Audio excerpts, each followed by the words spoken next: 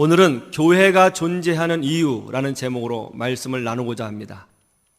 교회가 이 땅에 존재하는 이유는 바로 선교하기 위해서 존재하는 것이고, 교회의 본질을 지키는 교회, 선교하는 교회로 쓰임받기 위해서는 그럼 우리는 어떻게 해야 되는 것일까요?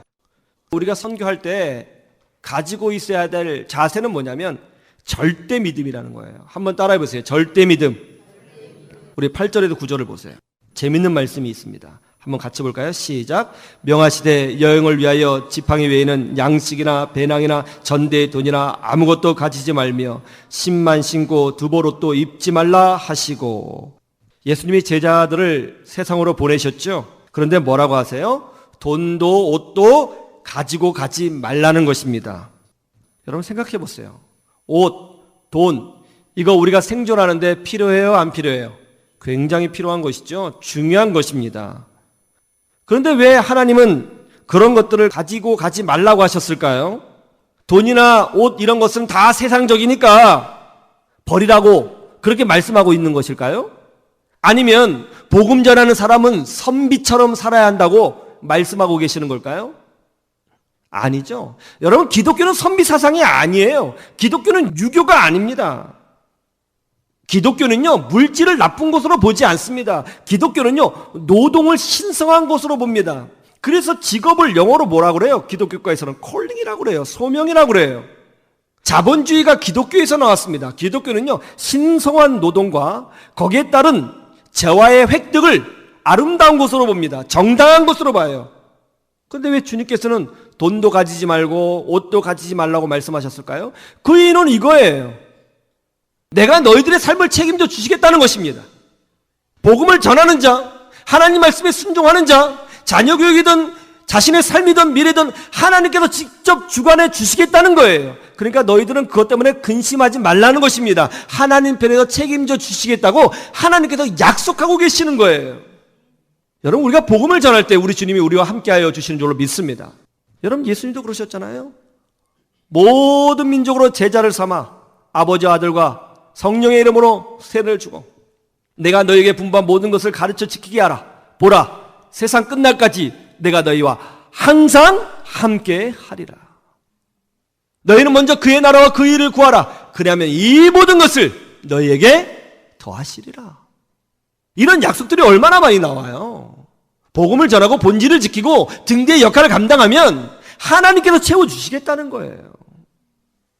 제자들은 어떻게 해야 되는 거예요? 절대 믿음으로 가는 거죠. 내가 복음을 전하니까 하나님께서 나와 함께 하시고 내가 복음을 전하니까 하나님께서 나머지 책임져 주시겠구나. 그 믿음으로 전진하는 거예요. 그러면 하나님께서 일하시는 것을 보게 된다는 것입니다. 제15회 언더우드 선교상을 받으신 분이 권영수 선교사님입니다. 이 권영수 선교사님은요, 필리핀 북쪽 산지에서 25년간 선교를 감당하신 분이에요. 이 산 꼭대기는 보통 이제 이 필리핀 북쪽에 있는 산지가 해발 2,500m거든요. 근데 이 필리핀 산지족이 거기 2,500m에 살아요. 근데 이 산은요, 길이 없습니다. 길이 없어요. 이분들에게 복음을 전하려면 하루 종일 산을 올라가야 될 뿐만이 아니라 그것도 다 길이 없어도 낭떠러지 길이기 때문에 목숨을 걸고 올라가야 되는 거예요. 선교사님이 하루는 이 산지족에 복음을 전하기 위해서 올라간 적이 있습니다. 갔더니 찰기 없는 밥에 소금을 뿌려서 먹고 있는 거예요. 마음이 아팠어요. 이곳에서 사흘간 선교를 하고 이제 내려오려고 하는데 마음속에서 주님의 음성이 들렸어요. 네가 이들을 버려두고 어디로 가려느냐. 주님의 음성을 듣자 마음이 흔들렸습니다. 그래서 6개월만 있자 결단하고 사역을 시작했는데 그게 25년이 된 거예요. 하루는 이곳에서 사역을 마치고 산 밑으로 내려오는데 태풍이 불어왔습니다. 여러분, 필리핀 태풍 무섭잖아요. 태풍이 불어오니까 산사태가 일어났어요. 그 선교사님 부부가 이 산사태로 밀려가지고 낭떠러지 끝에 매달리게 된 거예요. 그래서 거기서 살기 위해서 바둥바둥거리고 막 버티고 있는데 막 바람 불죠, 비 오죠, 막 춥지요, 배고프죠. 그러다가 떨어졌어요. 떨어졌는데 이제 구덩이 같은데 푹 빠져버린 거예요. 선교사님이 구덩이에 빠지니까 겁이 들었습니다. 야, 우리 여기서 죽겠구나. 우리가 구덩이에 있는 걸 누가 알까? 이 산지족들도 우리가 구덩이에 빠진 거 모를 거고, 한국에서 우리를 파송한 교인들도 우리가 지금 구덩이에서 죽어가는 거 모를 거고, 우리 친척들도, 우리 부모님도 우리가 여기에 빠져서 죽어가는 거 모를 텐데, 아무도 우리가 여기에 있는지 모를 텐데 이거 어떡하나, 우리가 여기서 죽어가는구나. 그때 하나님께 대해서 섭섭한 마음이 피어올랐어요. 하나님, 도대체 이게 뭡니까? 복음을 전하기 위해서 생명을 걸고 등대 역할을 감당하고 있는데 지금 구덩이에 빠져서 죽게 생겼습니다. 우리가 구덩이에 있는 걸 누가 알겠습니까? 아무도 모르지 않습니까? 이렇게 막 하나님께 원망하면서 울면서 기도했어요. 그런데 그때 주님의 음성이 들려왔습니다. 그래, 네 말이 맞다. 아무도 모르겠지. 네 가족도, 너를 파송해준 교회의 성도들도 네가 구덩이에 있는 것 모를 것이다. 그러나 두려워하지 말아라. 나는 네가 어디 있는지 알고 있다. 큰 은혜를 받았어요. 구덩이 안에서 엉엉 울면서 기도했습니다. 태풍이 지나가고 선교사님이 극적으로 구출됩니다. 그러고 나서 산지에 올라가서 복음을 전하는데요, 엄청난 성령의 역사가 나타나는 거예요.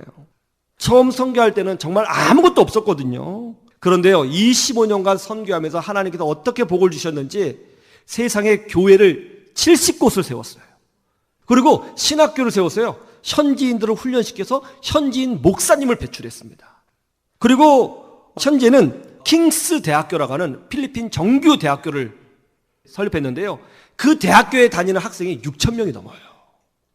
지금도 그 땅을 위해서 선교하시면서 복음을 전하는데요, 정말 필요하면 하나님께서 사람을 보내주시고, 정말 놀랍게 기적적으로, 정말 하나님이 아니고서는 설명할 수가 없어요. 물질도 채워주시고 선교를 너무너무 멋지게 감당하고 있어요. 여러분, 선교하는 교회는 하나님께서 책임져 주시는 줄로 믿습니다. 교회가 왜 존재해요?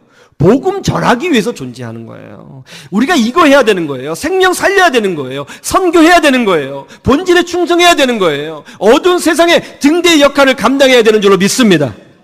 여러분, 자녀들에게 복음 전하세요. 돈 주는 것보다 복음 전하는 게 훨씬 더 중요한 거예요. 이웃에게, 직장 동료들에게 복음을 전하세요. 빛을 비추세요. 예수 안에 생명인 줄로 믿습니다. 이 본질에 집중하면 우리 하나님께서 우리 교회를 더 축복하시고 여러분을 축복하시고 하나님이 아니고서는 설명할 수 없는 놀라운 은혜와 복으로 채워줄 줄로 믿습니다. 이 하나님의 은혜를 경험하시는 여러분 되시기를 주님의 이름으로 축원합니다. 축원합니다.